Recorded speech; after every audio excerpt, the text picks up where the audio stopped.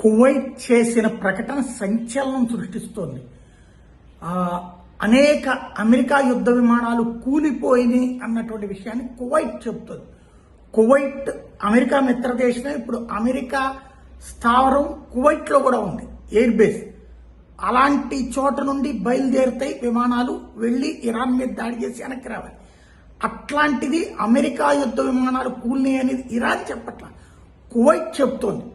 Kuwait confirm చేస్తోంది. Kuwait రక్షణ శాఖ కీలకమైన ప్రకటన చేసింది. పదుల సంఖ్యలో అమెరికాకి సంబంధించినటువంటి యుద్ధ విమానాలు కూలిపోయినాయి. అవి 30, 40, 50 అంటే పదుల సంఖ్యలో అన్న దగ్గరే అర్థమైపోతుంది. ఆ వెంటనే ఇరాన్ ఒక ప్రకటన చేసింది. అవును, అమెరికా యుద్ధ విమానాలు మేమే కూల్చాం, యుద్ధ విమానాలు అనేది భారీ ఎత్తున కూల్చాం, మా శక్తి ముందు అమెరికా విలవిల్లాడుతోందని ప్రకటించింది. అయితే అమెరికా మాత్రం దీని మీద ఏ మాత్రం ప్రకటన చేయట్లేదు, స్పష్టతనివ్వట్లేదు.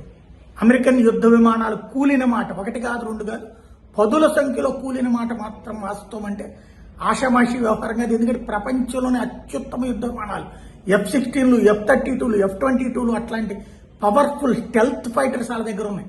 అలాంటివి కూలిపోవడం, అది కూడా ఇరాన్ దెబ్బకి, అది కూడా అమెరికా మిత్రదేశమైన కువైట్ చెప్పడం సంచలనం సృష్టిస్తోంది.